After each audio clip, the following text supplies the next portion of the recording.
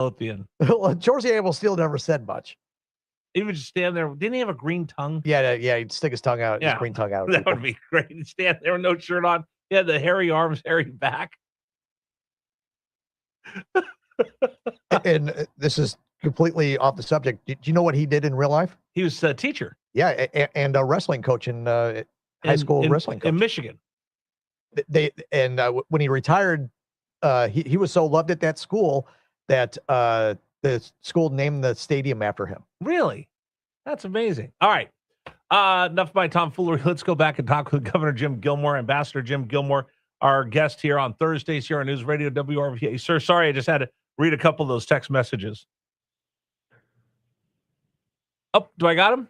Sir, can you hear me? Here. Okay, there you are, sir. Okay. I'm here.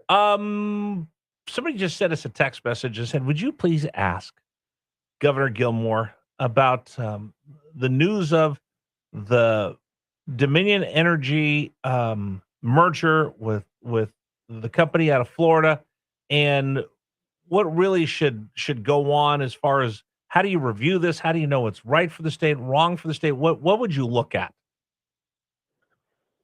Well, Rich, when this got announced, I think nobody knew that this was coming.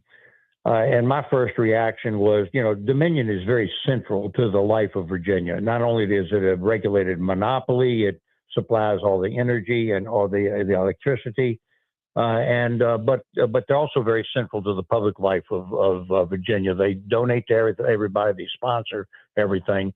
So Senator Studevant and Delegate McNamara basically said, well, we think the SEC needs a lot of time to prepare for this and not rush it. Now, the rule is that the SEC the State Corporation Commission has till January to approve this merger.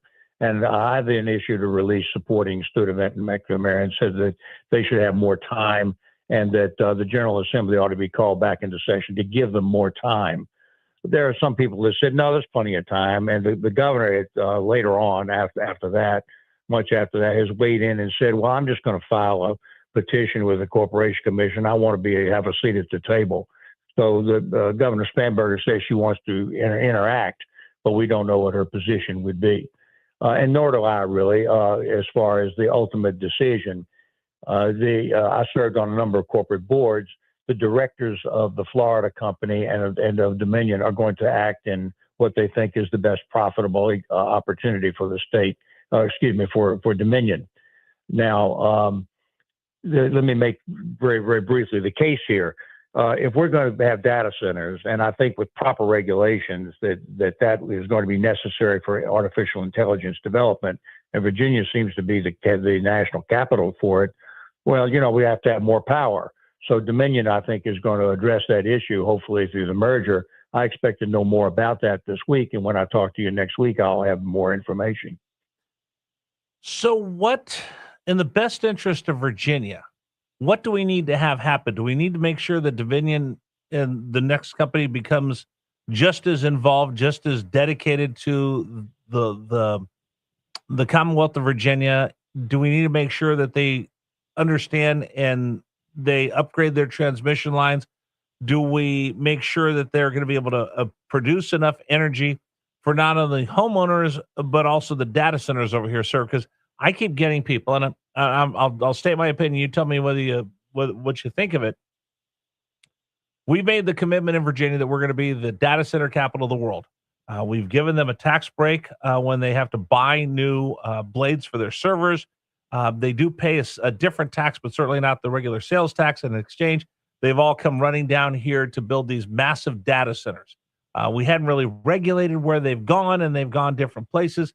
They in the past had taken a ton of water. Now, because technology has gotten better, they don't take as much, but they do take a ton of electricity, and they would tax any infrastructure, not just Virginia's. And I look at it, sir, the money they bring into a community through the tax base is phenomenal. It's probably one of the biggest tax generators you can find if you have one coming into your county. But the people that live in those counties aren't happy with where they go. They aren't happy with the fact that the electricity costs seem to keep going up. I just got my Dominion bill. It went up. Where do you stand with all this? How do you make heads or tails of it? Well, first of all, let's recognize where we are here. Nationwide, there's a rebellion against data centers. Right. Everybody, it's not just in Virginia, but even nationwide, communities everywhere are feeling like they're being put upon. That, look, I bought a house, I've been paying the taxes on it. Now, all of a sudden, this data center is going to go next door and ruin my property. That's what people are worried about. And I think that's actually legitimate. That is legitimate. My hope is that that through regulation, we can have our cake and eat it too. We can have data center power at the same time that we accommodate the interests of citizens. And I'm not blind to the really political of the rebellion against data centers. So we have to find a way to harmonize those things if we can. And then the spinoff issue is the power, and that goes to the issue of this merger that we've been talking about. Okay, so let me ask you this question: as someone who's been the chief executive officer of this Commonwealth, is that a leadership issue? Is that at the governor's mansion or at the General Assembly's portion? Or is that county administrators and county board of supervisors and city mayors? I don't want, if I like you said, if I bought a home and I've had it for 30 years and there's a piece of farmland behind me that was open and it was beautiful, and now they put up this big gigantic data center, yeah, I'd be upset. Is that zoning, or is that the data centers themselves just not being good neighbors? Well, it's all regulated through zoning and through the boards of supervisors and town council, to be sure.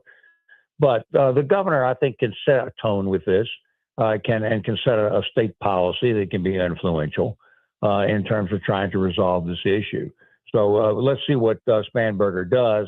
Again, I have called for more or less an additional time to figure this out, because this is profound. This is the new economy. It goes to the question of artificial intelligence, which is a international race we must win against the Chinese, which means you have to have data centers, which means you have to have electricity. And all of a sudden, this is burst without warning upon regular people out there. They're just trying to protect their interests and protect their communities. So that's the political issue, the thorny one that has to be dealt with. I think taking time on this is a good idea. But at the same time, Dominion is coming forward and saying we're just trying to supply some additional electricity.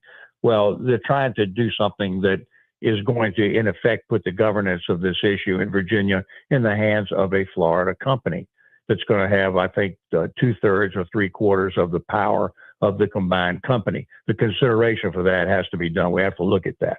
And that's the other part. You said I 100% get it, because I'm now going to get beat up on the text line for bringing this up. But I also think that there's a lot of people that are afraid of AI. They're not really sure what AI is going to be. I don't know what it's going to eventually be, but I do know that Pandora's out of the box. And if the Americans are not leading in AI, the Chinese certainly will. And if the Chinese do it, or someone else who does it, who's not a good faith actor, I'm afraid even more of what would happen if China controlled the next industrial revolution. It's all very new.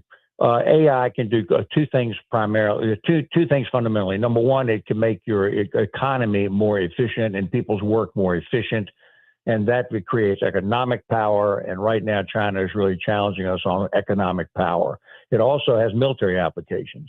If you can, and in fact, there's a lot of talk about that right now, where you have drones operating on their own, and military applications, which are essential. So this has to be dealt with. It has to be dealt with quickly, but the U.S. can't stand back and pretend that it doesn't exist, Rich.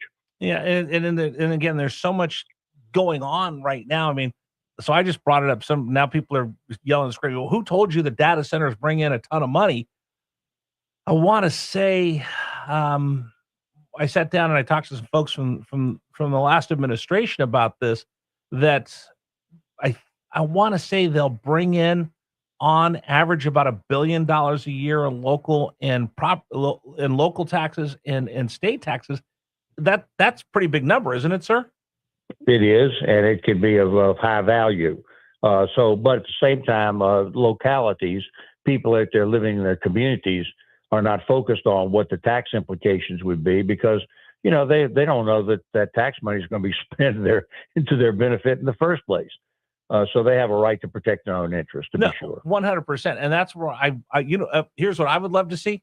I'd love to see someone become that leader and come up with a big master plan for these data centers. The folks in Goochland, have a really good master plan. They're like, listen, we're not going to tear up all of our farmland. We're not going to put it right next to where we have housing. We're going to find a place that we can put them all. We can have them over there, and we're going to control where they go. And that way, there's a nice balance between the tax revenues we generate, the jobs that we generate, and protecting what Goochland's all about. I applaud them. I wish more municipalities would be that forward thinking. Well, as long as your listeners know that the issues that we're seeing in Goochland and other places like that are being replicated nationwide. Yeah, no, 100%. So it's we just have to deal with this new industrial revolution that's going, technological revolution that's going on. And I, now that we talk about this, I've been reading up and going through some history books and doing some research. Beginning of the Industrial Revolution, a lot of people, same thing. Oh, I don't want to have any of this. I don't want to have factories. We don't want to have this. It's kind of scary, and people aren't really sure. There's so much information and misinformation out there. I think it's something we have to talk a lot about. Well, we are, and you are. Very good. Well, I appreciate it.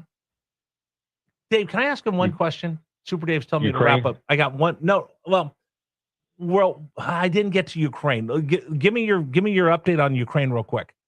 Well, look, real quick, what's going on is that the winter is coming now in Ukraine and Russia. It's on its way. So what's going on is the status right now is that when I last talked to your listeners about this, I was very positive Ukraine was winning because they now have started to attack all the energy and military infrastructure inside Russia itself through their drone programs. The Russians continue to follow their same pattern. We're going to throw soldiers at this, and now they're going to do something different, Rich. They are concentrating on ballistic missiles and raining ballistic missiles down on the civilians in Ukraine to break their spirit and make them surrender. That's the same thing the Nazis were doing to the British with their V-2 rockets. Same thing when they were putting rockets into London and the inability of the British to stop the V-2 rockets.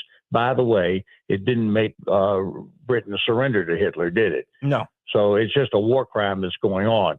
But I am worried about this because the Ukrainians don't have the capacity to stop the missiles, which means that civilians and infrastructure, just regular cities, civilian people are being killed by the Russians. And that's their way of doing war. Trying to break their will. This is what's gone on just in the last week or 10 days. I think that somehow the Europeans, and frankly, I would urge the Americans to find a way to get anti-missile technology to the Ukrainians. Because once they block the Russians from this new development, this new raining down of missiles, they're going to ultimately survive and win the war. But right now, I'm getting a little worried about that. It's really shifted in the last week. And then that's where Zelensky was here in the United States asking for those licenses to create Patriot missiles there and developing them themselves. But it's going to take a while to spin those up. Yeah, but we don't have them anymore because we have spent all this military stuff blasting away at the Iranians in the Middle East to no ultimate political. I was talking about the license to manufacture them themselves. I think is what we were talking about last time he was here in D.C. Yeah, but it takes a long time. Yeah, it takes a while to spin those up. Yeah. I think they'll get that, but it takes a long time. And meanwhile, the Russians are killing civilians. Absolutely, sir. Thank you very much. I will catch up with you next week. I'm around. Thanks very much. All right, Governor Jim Gilmore. Listen, he just sets me straight on all these things. Tremendous. Thank you so much, Governor Gilmore, for joining us here on News Radio WRVA. All right, Pearson Signature Dealerships. At Pearson Promise, only at Pearson Signature Dealerships.